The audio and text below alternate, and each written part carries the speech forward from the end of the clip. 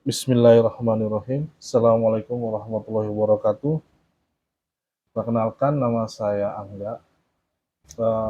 Kunyah saya Abu Migdad karena anak pertama saya yang laki-laki namanya Migdad. Saya di sini sengaja pengen buat satu akun YouTube untuk bisa berbagi tentang bagaimana nikmatnya jika hidayah sudah masuk ke dalam hati. Bagaimana nikmatnya hidup ini dijalani dengan apa yang Allah perintahkan. Hidup ini nikmat jika misalnya kita menjalankannya dengan sesuai dengan syariat. Hidup ini nikmat rasanya jika misalnya kita menjalankan apa yang Allah perintahkan melalui syariat-syariatnya tentang mengejar keutamaan di akhirat. Lalu kita sandingkan juga dengan kewajiban yang Allah berikan tentang hak-hak yang ada di dunia, kita jalankan bersama keduanya, itu jauh lebih nikmat. Nah, di sini saya sekedar sharing saja, bukan berarti saya lebih pintar ataupun apa. Saya cuma ingin berbagi bagaimana hidayah itu datang. Oke, kita bersedikit. Uh, saya lahir 31 Mei 91. Saya asli memang orang dari Jakarta. Sekitar 3 tahun atau 3,5 tahun yang lalu, ada satu klip yang saya lihat di Reels Instagram, itu sangat bagus sekali. Dari sekian banyak reels yang saya tonton itu berkisar tentang sepak bola, tentang makanan, tentang apa saja gitu, intinya kayak yang biasa aja. Tapi tiba-tiba ada muncul tentang agama Islam. Waktu itu yang saya lihat Ustaz Abdul Somad. Ustaz Abdul Somad. Kemudian Allah memberikan beliau sebaik-baik rahmat untuk memberikan keberkahan untuk beliau. Di video itu saya nggak sengaja ngelihat beliau mengucapkan satu kalimat yang luar biasa. Yang menurut saya itu sangat sangat indah. Beliau mengucapkan bagaimana jika jika seorang hamba tiba-tiba ingin melakukan sholat, ingin hatinya tergugah, ingin menjalankan, tiba-tiba bergetar saat dengar suara azan. Itu berarti Allah sedang ingin Anda untuk sholat. Allah sedang memalingkan wajahnya ke Anda. Saat itu Anda harus ambil hidayah itu. Itu yang saya tangkap, poin yang saya tangkap dari video kurang lebih sekitar 1 menit dari Ustaz Abdul Somad. Seketika saat itu saya langsung bergetar hati, karena memang sejujurnya ya dulu masa-masa jahil itu luar biasa, luar biasa. Saya nggak bisa ceritain lah, intinya ya jauh jauh dari apa yang seorang muslim harusnya lakukan. Seketika saat itu juga di kantor itu antara zuhur sama asar, saya nggak bisa ngelakuin apa-apa kecuali cuma ngikutin apa yang hati saya ingin lakuin aja. Mendadak saya ke masjid di bawah kantor, musola di bawah kantor, ambil wudhu, masih ingat caranya, alhamdulillah saat itu. Lalu sholat di belakang imam berjamaah. Mendadak itu udah langsung jadi habit yang nggak bisa saya tinggalkan. Allahu alam karena apa saya nggak tahu. Intinya saya semenjak saat itu saya udah berazam sama diri saya sendiri, saya nggak akan pernah ninggalin sholat. Karena saya waktu itu meskipun saya jahil, tapi saya tahu bahwa setelah syahadat, sholat itu paling penting. Tiangnya agama, amalan pertama yang dihisab. Itu doang yang saya tahu. Jadi saya cuma sholat aja.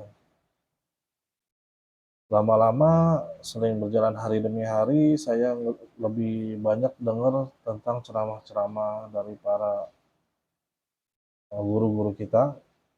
yang semoga Allah berikan rahmat, mulai dari Ustadz Adi Hidayat, Ustadz Syafiq, Ustadz Hanan Ataki, Khalid Basalama, banyak sekali, Ustadz Firanda. Akhirnya mengerucut ke beberapa nama yang menurut saya, pertama saya lihat materinya lebih ringan didengar atau lebih lebih relate sama keadaan saya saat itu. Mulai mengerucut, akhirnya dari itu saya benar mendengar lagi satu satu nasihat dari Ustadz Khalid Basalama mengenai kalau misalnya agama Islam ini luas, itu kita bisa ambil mana bagian yang kita mau pelajarin dahulu atau mana yang paling kita suka. Misalnya kan ada bab banyak nih, ada bab tentang fikih, ada bab tentang tauhid, ada bab tentang apa namanya sirah, muamalah, ada juga muamalah kepada Allah, kepada manusia, kepada di rumah tangga, banyak luas sekali pesanan dari dia. Kamu bisa pelajarin mana yang kamu suka terlebih dahulu. Nah saat itu saya tiba-tiba terbesit keinginan untuk mendengar tentang sejarah manusia terbaik, karena saya pengen tahu Islam ini datang dari mana, siapa yang ngebawa, bagaimana bisa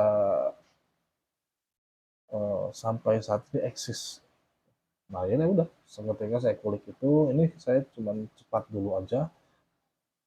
Akhirnya saya ngikutin sirah Nabawi tentang Rasulullah SAW, riwayat beliau dari mulai sebelum dia lahir, dari kakeknya sampai beliau wafat.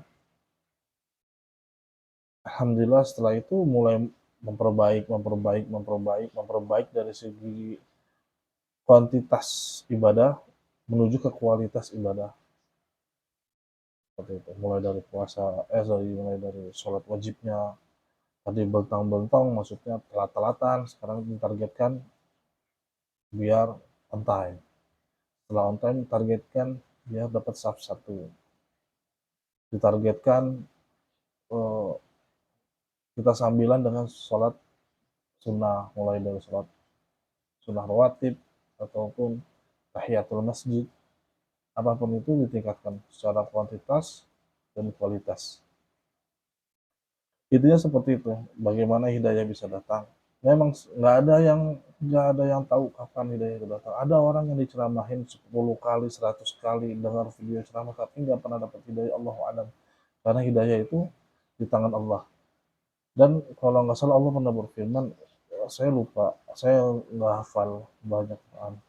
Uh, Intinya Allah nggak akan merubah nasib suatu kaum kecuali kaum tersebut yang akan merubahnya.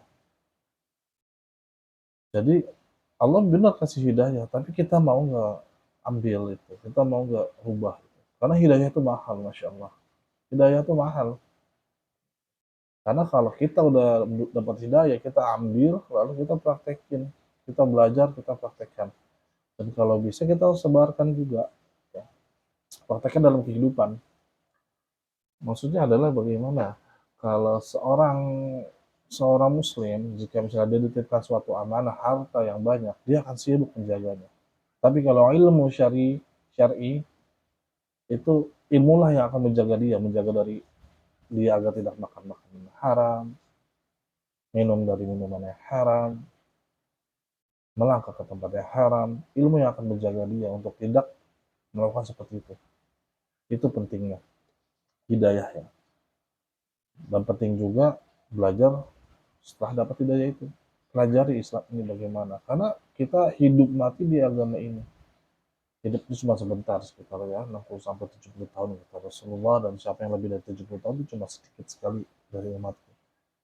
Ya udah saat ini katakan kita usia 30 tahun, berarti ya 30 atau 40 tahun kita udah setengah perjalanan kita ini, setengah lagi kita masih mau bermaksiat kepada Allah, ya, jangan saudara, jangan.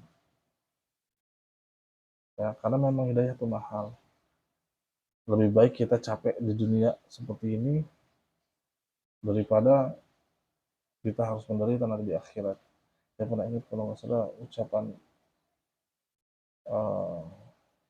Imam Hambali, Ahmad bin Hambal. Beliau ditanya sama gurunya, wahai guru, kenapa kamu terus melakukan dari ibadah satu ke ibadah lainnya, dari salat satu ke salat lainnya, dari puasa satu ke puasa lainnya, kamu nggak mau istirahat? Terus istirahatnya nggak istirahat kecuali sangat sedikit. Akhirnya gurunya Imam Ahmad bin Hanbal rahimahullah, dia menjawab, seorang muslim akan istirahat dari ibadahnya ketika kakinya mulai sampai atau mulai menginjakkan kakinya di surga. Itu luar biasa sekali. Jadi karena memang agama ini tuh menuntut kita untuk bergerak terus beribadah dari ibadah satu ke ibadah lain, meningkatkan kualitas dari kualitas ini menjadi kualitas yang lebih baik atau kualitas yang lebih lagi agar bisa mendapat pahala lebih besar daripada yang sebelumnya.